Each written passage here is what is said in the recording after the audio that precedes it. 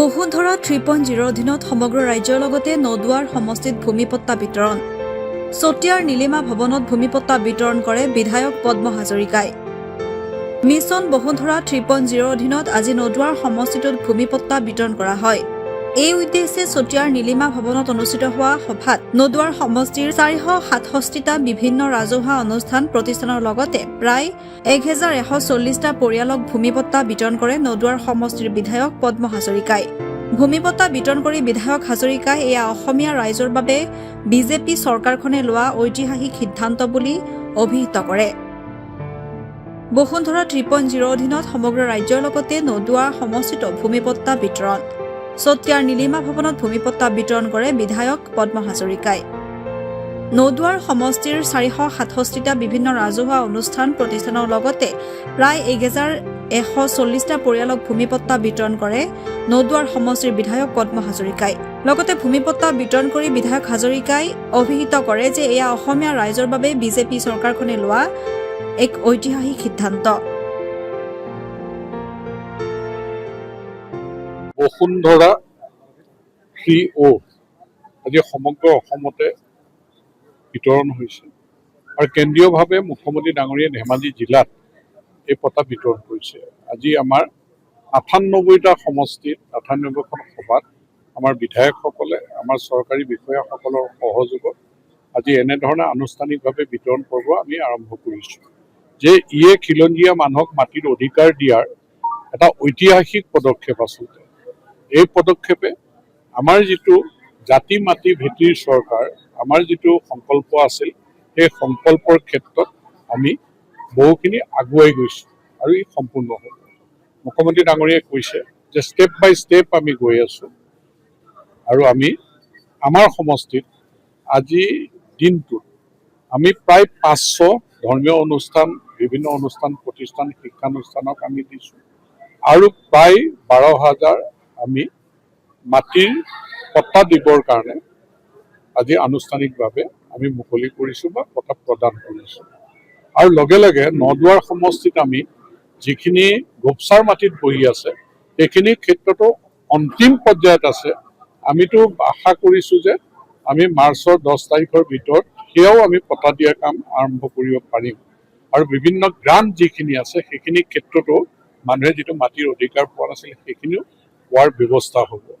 গতিকে আমি নদুৱাৰ সমষ্টিত আচলতে মাটিৰ ক্ষেত্ৰত নন কে ভিলেজ, আমাৰ যেনেকৈ আজি কেডেছিল ভিলেজ বা মাটিৰ সমস্যা যিবিলাক আছিল সকলো সমস্যা দূৰ হ'ব। ইয়াৰ কাৰণে মুখ্যমন্ত্ৰী ডাঙৰীয়াৰ এই ঐতিহাসিক পদক্ষেপৰ বাবে মই সমষ্টিবাসীৰ হৈ কৃতজ্ঞতা জনাইছোঁ আৰু আমাৰ সমজিলাৰ আয়ুক্ত ডাঙৰীয়াকে ধৰি ৰাজহ চক্ৰ বিষয়া আৰু তেওঁলোকৰ অফিচৰ বিষয়া কৰ্মচাৰীসকলকো মই ধন্যবাদ জ্ঞাপন কৰিছোঁ যে তৎপৰতাৰে এই পদক্ষেপ গ্ৰহণ কৰাৰ কাৰণে। আৰু কেইদিনমানৰ পিছত আপোনালোকে দেখিব যে আমি 13 তাৰিখে হয়তো চাহ বাগিচাত কোম্পানীৰ হাতত থকা সেই মাটিখিনিও আমাৰ চাহ বাগিচাৰ শ্ৰমিকসকলক অধিকাৰ বা মাটিৰ পট্টা দিবৰ কাৰণে আমি সক্ষম হ'ম। আৰু লগতে যিখিনি আমাৰ গোৰ্খা জনগোষ্ঠী, আদিবাসী জনগোষ্ঠী বা অন্যান্য সম্প্ৰদায়ৰ মানুহ আছে সেইখিনি ক্ষেত্ৰতো আমাৰ কাম চলি আছে। সেইখিনিও আমি পট্টা দিয়াৰ ক্ষেত্ৰত গোৰ্খা জনগোষ্ঠীটো কোনো অসুবিধাই নাই, আমি ইয়াৰ লগতে আমি আৰম্ভ কৰি দিলোঁ।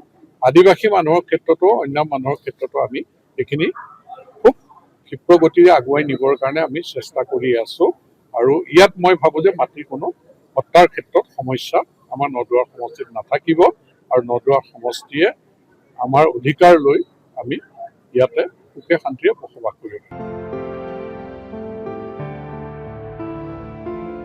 জামুগুৰিহাটৰ পৰা আনোৱাৰ আহমেদৰ ৰিপৰ্ট, নৰ্থ ইষ্ট ভিউ।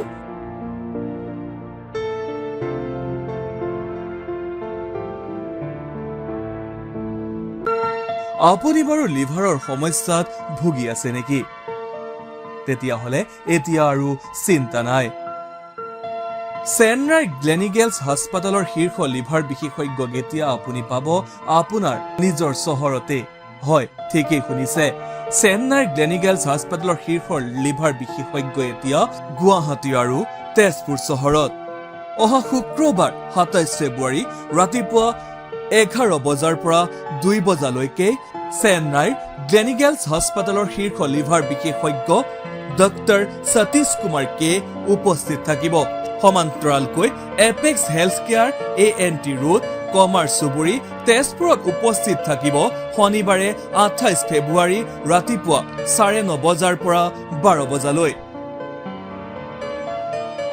আপুনি যদি সুৰাপান জনিত লিভাৰৰ সমস্যা, পেনক্ৰিয়াছৰ ৰোগ, লিভাৰ কেঞ্চাৰ, তেজ বমি হোৱা, শৌচত তেজ যোৱা, হেপাটাইটিছ বি, শিশুৰ লিভাৰৰ সমস্যা, জণ্ডিছ, লিভাৰ সংৰোপণ আদিৰ সমস্যাত ভুগি আছে তেতিয়াহ'লে আজিয়ে যোগাযোগ কৰক এইকেইটা নাম্বাৰত 9500853839, আনটো হৈছে 7002478048। আমি পুনৰ কৈছো 9500853839, 7002478048।